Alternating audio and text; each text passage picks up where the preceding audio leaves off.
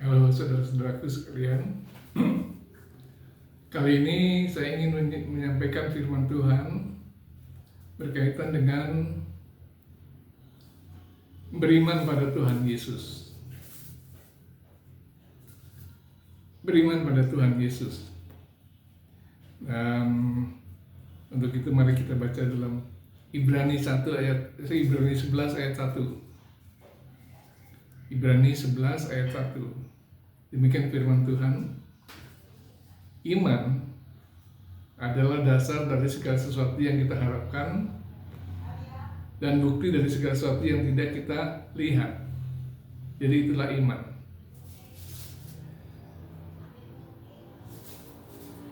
Saudaraku sekalian yang kekasih dalam Tuhan Yesus, semua umat beragama pasti menyebut dirinya sebagai kaum beriman semua. Di antara umat non-Kristen ada yang percaya Yesus itu nabi, guru, dan pendiri agama Kristen yang mengajar kebenaran dan kebaikan. Hanya itu saja. Nabi, guru, pendiri agama Kristen yang mengajarkan kebenaran dan kebaikan. Saksi kaum Yehova, kaum Yehova percaya pada Yehova, namun menganggap Yesus adalah malaikat Mikael, utusan Yehova. Mereka mengakui sebagai pemeluk Kristen, tapi tidak mengakui agama Kristen dari kelompok yang lain, tidak mengakui agama Kristen dari kelompok yang lain. Mereka juga percaya bahwa Roh Kudus adalah energi Allah. Roh Kudus itu bukan roh yang menghibur kita, yang menolong kita, tapi adalah energi kudus dari Allah. Tapi apakah mereka termasuk kaum beriman atau percaya pada Tuhan Yesus? Apakah mereka beriman pada Tuhan Yesus? Tentu bukan iman seperti itu yang ingin dimaksud di firman Tuhan di sini. Sebab mereka tidak mempercayai pribadi Yesus yang sebenarnya. Mereka tidak percaya Yesus yang sebenarnya seperti apa. Yesus berkata dalam Yohanes 3 ayat 16, karena begitu besar kasih Allah akan dunia ini, sehingga ia telah mengaruniakan anaknya yang tunggal, supaya setiap orang yang percaya padanya tidak binasa, melainkan beroleh hidup yang kekal. Yohanes 3 ayat 16. Apa yang dimaksud dengan percaya padanya? Percaya pada Allah Bapa atau pada Yesus? Percaya tentang apa? Apakah cukup percaya bahwa Yesus pernah ada di dunia ini? Jika percaya pada Yesus, bagaimana seharusnya sikap hidup orang percaya? Apa ciri-ciri orang percaya padanya? Dan benarkah kita sudah termasuk orang percaya hingga berhak mendapat hidup kekal? Mari kita pelajari lebih lanjut.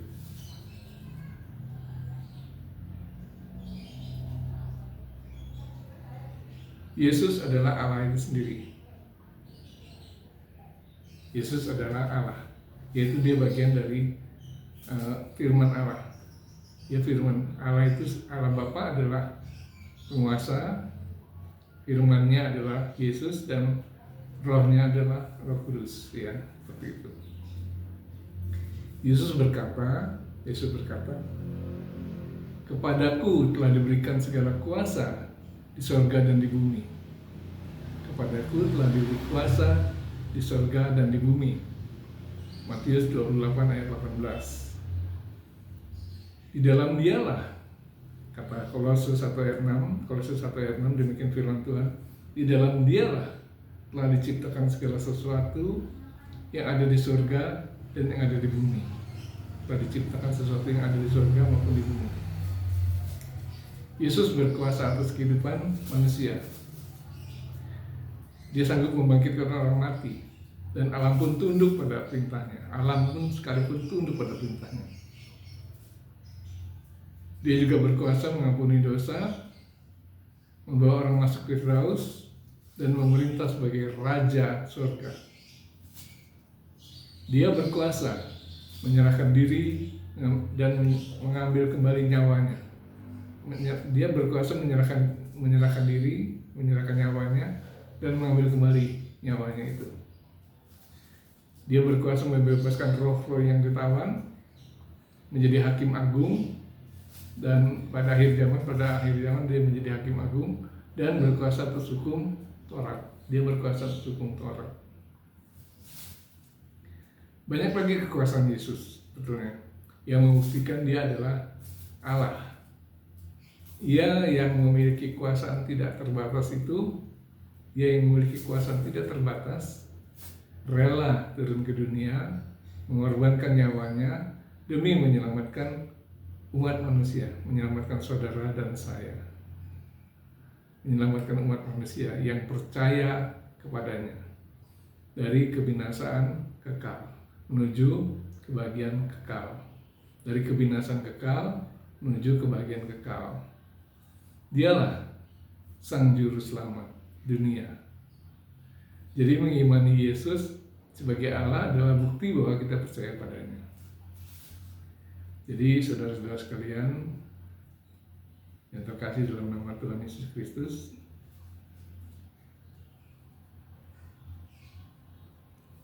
sekarang saya ingin melihat ciri-ciri orang percaya. Yesus berkata, tanda-tanda ini akan menyertai orang-orang percaya, orang-orang yang percaya.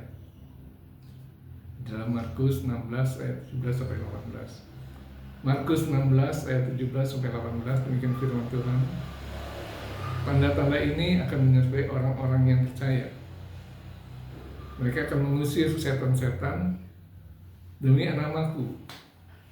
Mereka akan berbicara dalam bahasa-bahasa yang baru bagi mereka. Mereka akan memegang ular, dan sekalipun mereka minum racun maut, mereka tidak mendapat celaka, dan mereka akan meletakkan tangannya atas orang sakit, orang itu sembuh. Markus 16 ayat 17 sampai 18. Ada banyak orang Kristen secara jelas menunjukkan ciri-ciri tersebut. Banyak orang Kristen yang mempunyai ciri-ciri itu.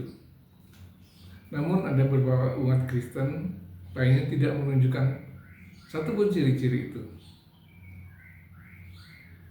Jadi tidak menunjukkan ciri-ciri orang percaya itu seperti tadi yang disebutkan dalam Markus 16 ayat 17 sampai 18. Yaitu dia akan mengusir setan demi namaku, dia tidak. Mereka akan berbicara dalam bahasa-bahasa asing yang baru, mereka tidak. Mereka megang ular dan mereka akan mati. Dan sekalipun mereka minum racun maut, mereka tidak mendapat celaka, tapi mereka mendapat celaka. Dan mereka meletakkan tangan atas orang sakit, orang itu tidak sembuh. Ada juga sebagian orang Kristen yang tidak memilikinya. Apakah kita termasuk orang yang percaya padanya? Apabila kita tidak memilikinya, apabila kita tidak memiliki itu, kita termasuk orang percaya. Yesus berkata demikian di dalam Matius 17 ayat 20. Sesungguhnya sekiranya kamu mempunyai iman sebesar sebiji sesawi saja, kamu mempunyai iman sebesar sebiji sesawi aja, kamu dapat berkata pada gunung itu, pindahlah dari tempat ini ke sana, pindahlah, maka gunung itu pun akan pindah, dan tidak ada yang mustahil bagimu. Dan hampir dipastikan tidak ada seorang pun manusia yang sanggup memindahkan atau menggeser gunung, ya, karena walaupun memang ada yang pernah bersaksi bahwa gunung itu bisa pindah, pernah terjadi, tapi itu hanya satu orang paling. Karena itu dalam pandangan Yesus yang adalah Allah, iman manusia itu sangat kecil sekali. Tapi menurut Paulus yang adalah manusia biasa, Iman yang dapat memindahkan gunung adalah iman yang sempurna. Iman yang dapat memindahkan gunung adalah iman yang sempurna. 1 Korintus 13 ayat 2. Kita belum sempurna. Jelas tidak ada manusia yang memiliki iman sempurna.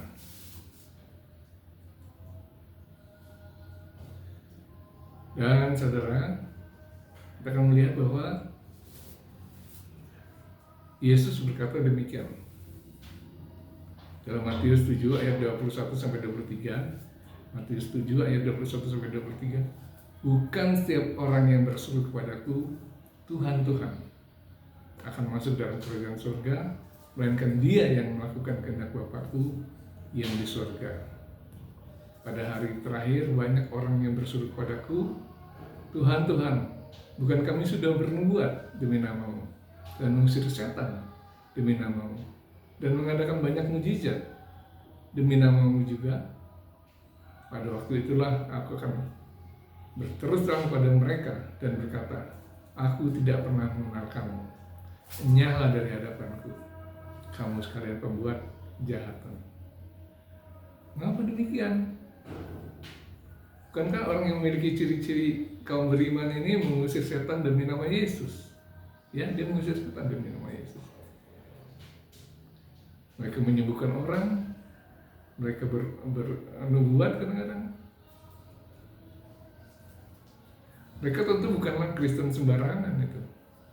Mereka dipakai Tuhan secara luar biasa. Sebagai orang percaya, mereka seharusnya beroleh hidup yang kekal.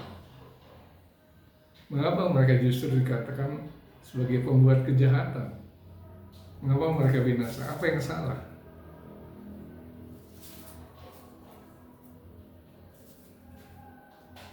Apa yang salah dengan mereka? Dan saudara-saudara sekalian, apabila kita khawatir tentang sesuatu, tentang apa yang akan kita makan, minum, dan pakai, oleh Yesus kita disebut orang kurang percaya. Jadi kalau kita nggak makan nih, bisa hari ini nggak makan, nggak minum, nggak punya pakaian, kita disebut orang kurang percaya. Dalam Matius 6 ayat 31 sampai 32 demikian firman Tuhan. Sebab itu janganlah kamu khawatir dan berkata, apakah yang kami makan? Apa yang akan kami minum?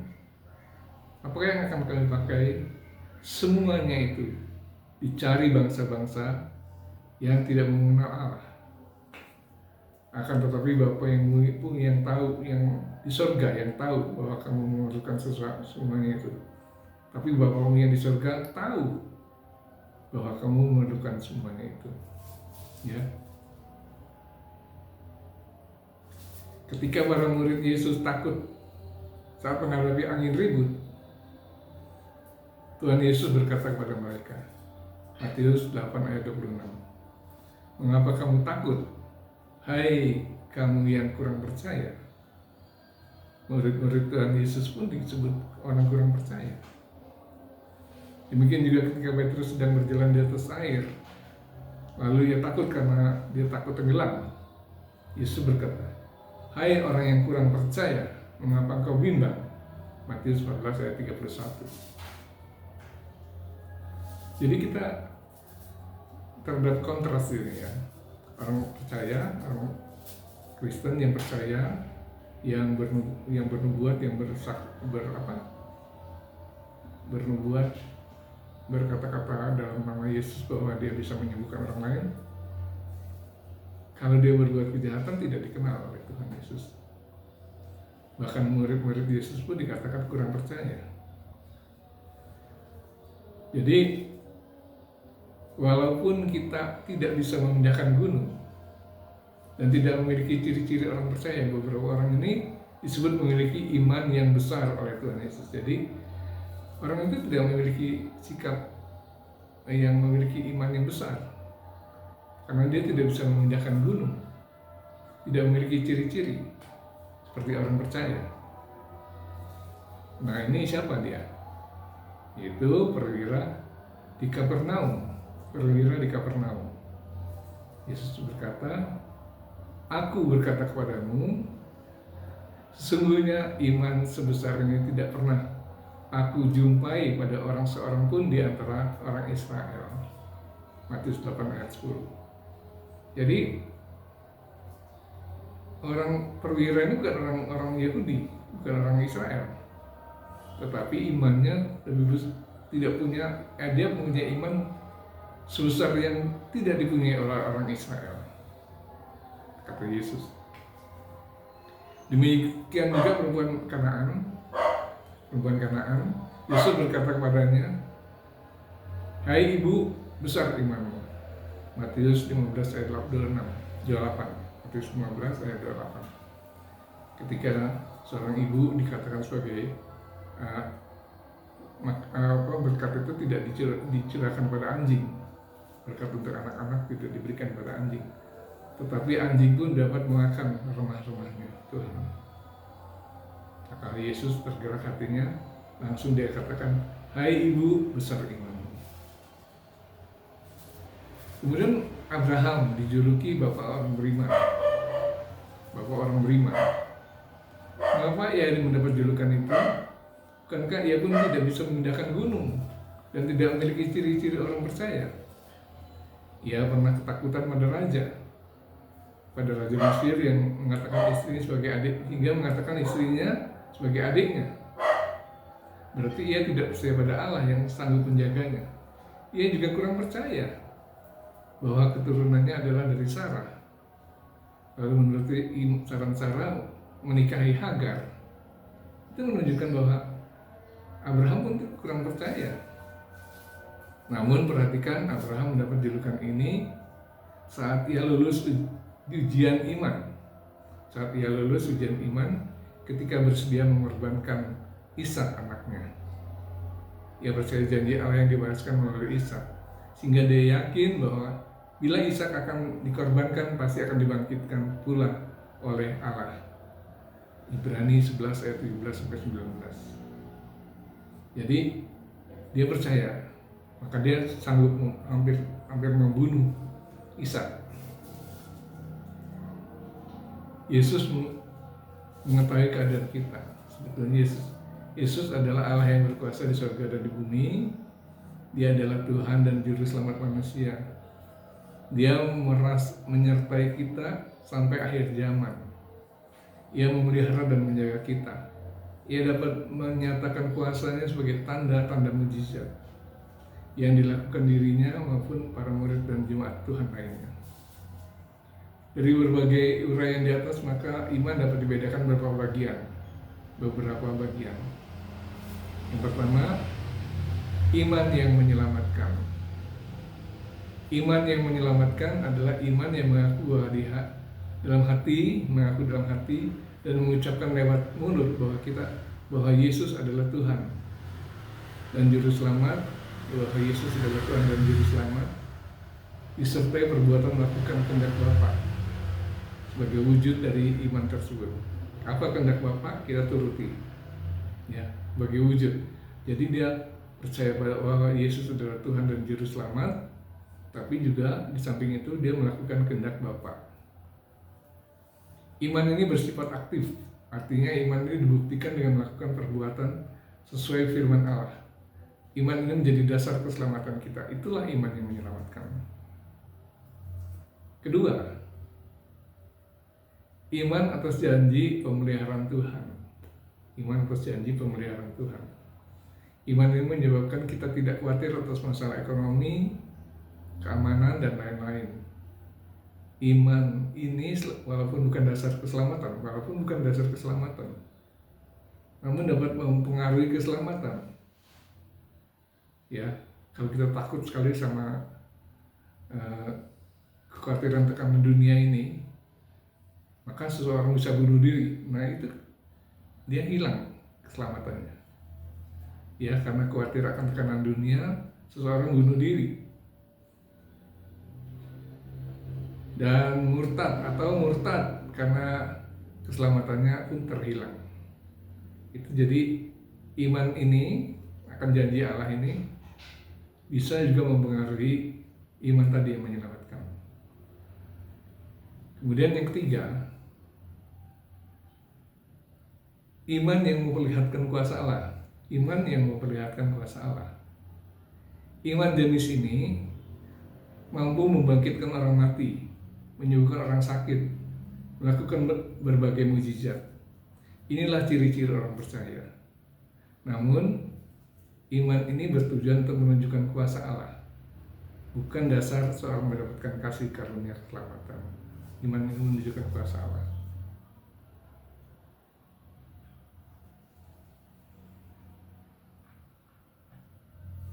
Jadi Bapak Ibu Saudara sekalian, mari kita berdasarkan iman berdasarkan firman Tuhan. Iman harus didasarkan pada firman Tuhan, bukan pada perasaan atau suara hati. Bukan pada perasaan atau suara hati. Iman yang didasarkan pada perasaan atau suara hati ini banyak yang juga dijumpai di kelompok di kalangan orang-orang percaya, tapi iman jenis ini harus segera ditinggalkan. Yang iman yang menuruti suara hati, hatinya percaya, berarti kalau dia merasa hatinya percaya berarti dia percaya. Bukan seperti itu. Tapi walaupun hatinya menderita, dia tetap percaya pada Tuhan. Jadi iman yang keliru, inilah iman yang keliru itu. Sebab perasaan dan suara hati dapat menipu. Perlu pendalaman lebih jauh lagi. Ya, jadi iman yang mengikuti suara hati atau perasaan itu adalah bukan iman. Iman itu adalah iman yang mengikuti kata Tuhan Yesus Kristus.